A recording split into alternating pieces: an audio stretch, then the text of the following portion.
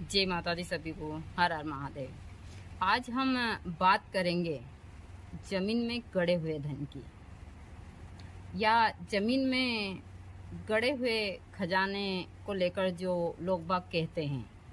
आज मैं एक मंत्र दूंगी आप लोगों को। इस मंत्र को आप अच्छे योग में सिद्ध कर लेते हैं तो आपके मन में हमेशा डर भरा रहता है कि हम वहाँ जाएंगे तो हमारा कुछ नुकसान होगा। आप इस मंत्र को अच्छे योग में 1.25 लाख बार सिद्ध कर लीजिए। फिर आप जहाँ धन खोदने जाते हैं वहाँ पर ज़्यादा नहीं तो 108 बार वहाँ साफ सुथरे स्नान कर कर वहाँ कार वगैरह बांध कर इस मंत्र का वहाँ उच्चारण कर देते हैं तो जितने भी आपके लोग हैं सबकी सुरक्षा हो जाती है। और जो भी वहाँ पर आपको लगता है कि कोई सांप है या प्रेत बाधा है, उसकी चौकी है, जो भी सारी चीज़ें बोलते हैं, मैं उन बारे में नहीं बोलती हूँ।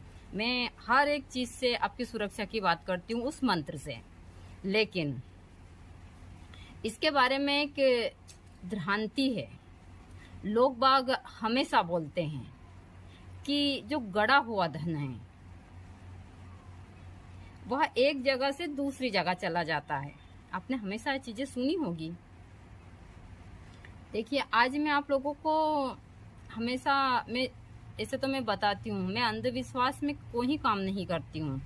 ना तो एक जगह से दूसरी जगह धन जाता है और नहीं कोई धन नीचे जाता है, ना ऊपर जाता है, कहीं नहीं जाता है। धन यदि वहां पर होगा तो ही निकलेगा। दूसरा, मैं हमेशा बोलती हूँ कि आज हमारे पास में बैंक है, सारी चीजें हैं। पहले यहाँ सब चीजें हमारे जो भी दादा थे, परदादा थे, उनके पास में यह चीजें नहीं थी तो वहाँ लोग घर में सभी लोग धन को रखते थे। तो इस हिसाब से किसी की अकाल मृत्यु हो जाती थी। आजकल जैसे हमारे यहाँ बीमारियां, पहले तो एक बुखार चलती थी जिसको काली बुखार बोलते थे, तो पूरे घर के लोग ही उससे खत्म हो जाते थे। बहुत सारी ऐसी बीमारियां चलती थी तो किसी को नहीं बताते थे और खत्म हो जाते, वो रह जाता था। जब कोई खुदाई करता है तो वो निकलता है और उसको लेकर बहुत सारी भ्रांति है। तो ना तो एक जगह से दूसरी जगह धन जाता है।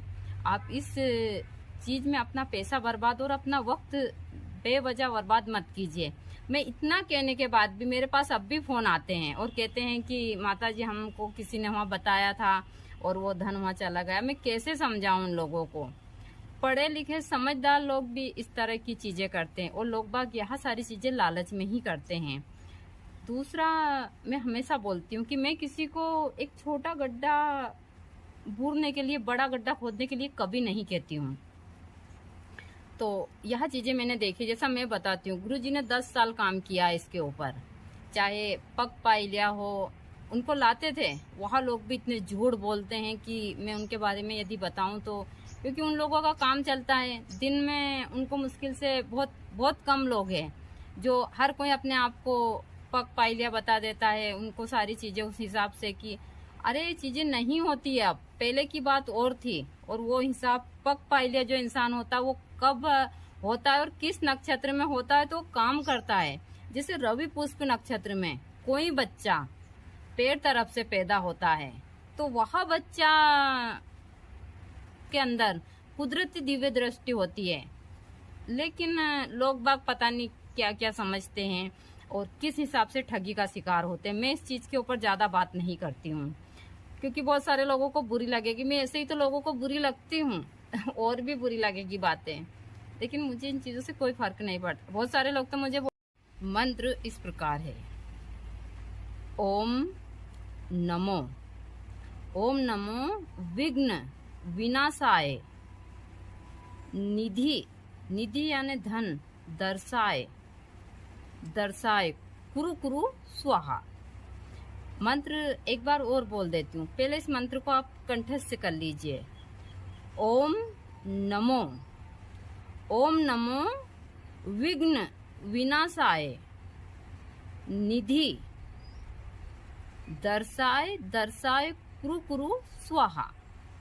इस मंत्र को आप अच्छे योग में सिद्ध कर कर, और फिर जैसा मैंने बोला कि आप जब धन खोदने के लिए जाएं तो इस मंत्र को 108 बार बोलकर उस जगह की कार बांध दीजिए। कार बांधने के बाद में जितने भी लोग हैं उनको आप सुरक्षित कर दीजिए और फिर वहाँ धन खोद लीजिए। वहाँ से जितनी भी चीज़ें होगी सब हट जाएगी। और यदि वहाँ होगा तो मिल जाएगा, नहीं होगा तो आप ऐसा नहीं है कि वो अंदर चला गया कि वहाँ से खिसक गया, ऐसा कुछ नहीं है। यदि धन होगा तो जरूर निकलेगा, नहीं होगा तो नहीं निकलेगा।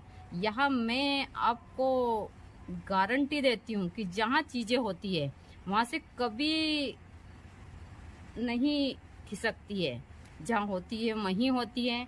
किसी कारणवश जमीन बढ़ती है तो नीचे चली जाती है, थोड़ी बहुत, वह भी एक आध हाथ।